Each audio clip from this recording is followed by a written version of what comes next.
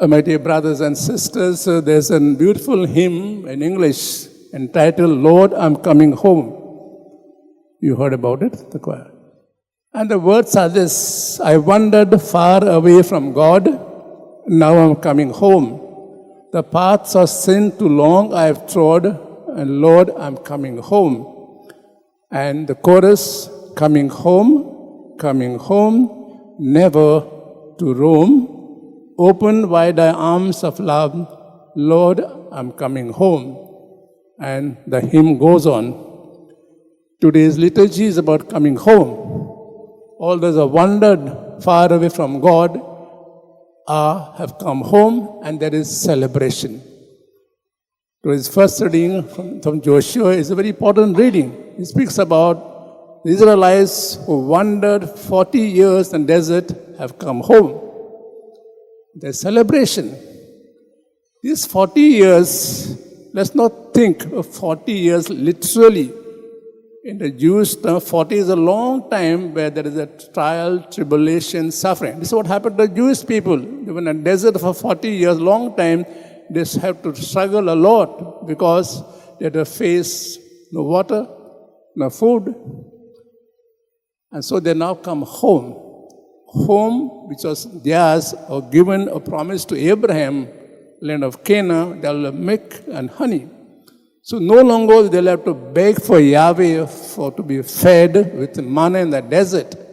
But now they are home, they can produce, work in the fields, and get the yield and be satisfied. So this passage we heard in the first reading is a very important passage about coming home. No more wandering. We have sinned, we realize our sinfulness, God has delivered them, and now we're coming home.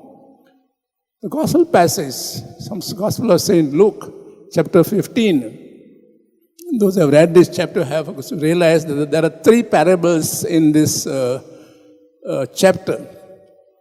Of the first parable of the lost sheep, second of the lost coin, and third of the prodigal son. You see in these parables, there is a so-called a progression. The first we find there are 100 sheep, one is lost. In the second we find there are 10 coins, one is lost. The third we find there is one, he is lost, is found. What does this parable tell us? God loves all. He is concerned about all and wants all to come back to him. The context of this parable you heard in the beginning is the Pharisees grumble against Jesus. Why they grumble? If you are the Messiah, you should know that a company is no good. They are sinners, tax collectors, and all that. And it's below your dignity to move with them. And Jesus says, I have come for them. And now they have come home. So this liturgy reflect deeply, gives us three messages.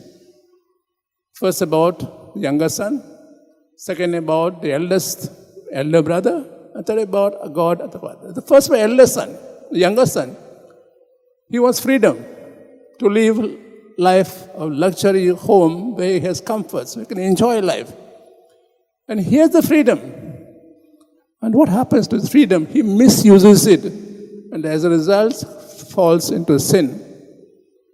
All of us long for freedom. We want to be free from the clutches of so-called laws and regulations, home rules and society rules, and so on. We have freedom, but freedom of a different type. Responsible freedom. If not, we become like the younger son. The second aspect we learned from is the elder brother was like the Pharisees. The Pharisees, scribes, kept the law perfectly, outwardly, not for love of the law, love of God, outwardly. So we are holy because we keep the law outward. And this is what happened to the elder brother. He was faithful to his father outwardly. Not because he loved the father or outwardly. And so he grumbles, all this time I have kept your laws faithfully, not one day have you given me a time to celebrate. The third aspect, the Father. The parable is called the prodigal son. What's the meaning of prodigal? The one who squanders. What is that? His love for the son. Secondly, the father forgives the son even before he has asked for forgiveness. The father knows the son will come back one day. So every day he's on the housetop looking for the son to come. And when he does come, like a mad person, he runs towards him. And before he has said anything, he tells his workers, please make him feel at home. Let us celebrate. But a son of mine has come home. The son thought that being happy means having a lot of wealth. Now he realized to be happy is to be with the family, where there is love, forgiveness, security. So on this day, when the fourth Sunday, it's called Lethares Sunday, rejoice. We rejoice because the Lord is asking us, come home.